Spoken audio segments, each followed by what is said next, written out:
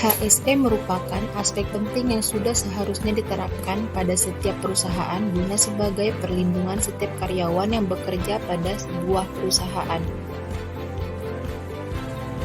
Peranan HSE dalam mendukung visi dan misi PT LNT. HSE sangat penting di dalam sistem pergudangan. Jadi apa yang dilaksanakan dalam kegiatan pergudangan dari awal hingga selesai itu dengan memperhatikan HSE-nya agar tidak ada yang bertentangan. Masalah penerapan HSE pada PT LNT sudah mengikuti standar HSE yang ditentukan, dan dalam penerapannya pun sudah dilakukan dengan efektif. Namun terkadang karyawan masih kurang peduli pada prosedur sehingga hal yang tidak diinginkan terjadi. Kecelakaan kerja dapat terjadi disebabkan dua faktor. Pertama, tindakan tidak aman, yaitu perilaku atau tindakan yang berpotensi menyebabkan kecelakaan. Kedua, kondisi tidak aman, yaitu kondisi fisik alat dan lingkungan kerja yang tidak aman, berpotensi menyebabkan kecelakaan. SOP keselamatan dan kesehatan kerja diantaranya. Yang pertama tujuan, lalu kedua ruang lingkup, lalu definisi, lalu tanggung jawab, dan dokumen terkait. Accident cost iceberg. Pertama, biaya langsung. Jika terjadi kecelakaan pada PT LNT, akan langsung dirujuk ke rumah sakit yang sudah didaftarkan oleh PT. Biaya tidak langsung, LNT sudah menyiapkan alokasi khusus untuk biaya-biaya yang tidak terduga. Terakhir, biaya ikutan lainnya di PT LNT ini jarang terjadi. Berikut adalah tampilan gambar teknik analisis faktor penyebab. Beberapa analisis kegiatan pergudangan pada PT Lintas Nusa Transport Indo. Yang pertama ada vehicles atau forklift, kedua ada personal protective equipment atau APD, lalu ada training, setelah itu ada road plans, dan terakhir ada slips and trips.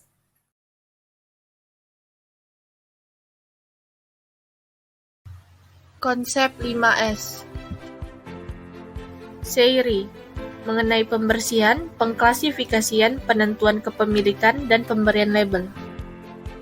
SEITON mengenai proses awal hingga akhir pengiriman barang ke customer. SEISO mengenai kebersihan lingkungan kerja serta perlengkapan alat kerja. SEIKETSU mengenai checklist proses perpindahan barang dan nama dokumennya.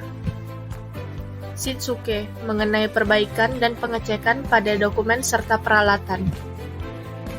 PDCA Plan sebelum pekerjaan dimulai selalu diadakan briefing.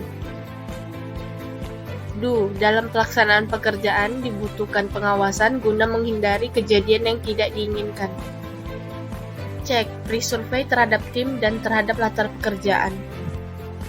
Action mengevaluasi proses yang telah dilakukan dalam pekerjaan. Customer service.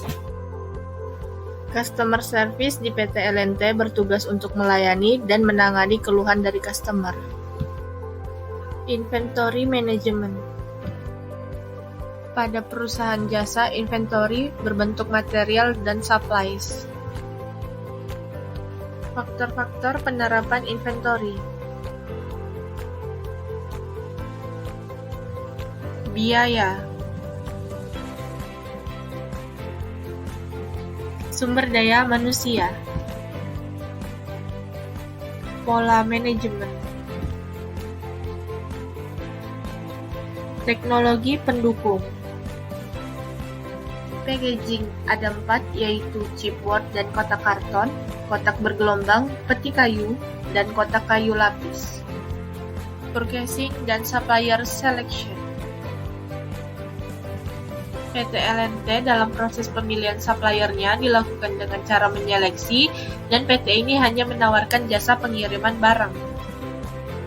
Integrated Customer dan Supplier Relationship Management. Untuk SRM di PT LNT, jika vendor ingin digunakan lebih dari satu kali, harus membangun hubungan yang langgeng. Perusahaan dalam sektor jasa juga membutuhkan pemasok untuk membantu melayani pelanggan. Global Supply Chain Operation. Di PT LNT ini tidak melakukan pengiriman ke luar negeri, hanya di beberapa kota saja. Green Supply Chain. Di PT LNT ini, mereka tidak memilikinya karena mereka tidak memproduksi barang hingga jadi. Halal dan cold supply chain. Di PT LNT tidak menerapkannya karena perusahaan ini tidak melakukan produksi, hanya sebagai jasa pengirim. Studi kasus komplementasi SCM komprehensif. Di PT LNT, implementasinya dalam kargo udara kurang komprehensif karena kurangnya minat dari customer. E-supply chain management. PT LNT belum memaksimalkan teknologi yang ada, contohnya perusahaan ini belum memiliki ERP.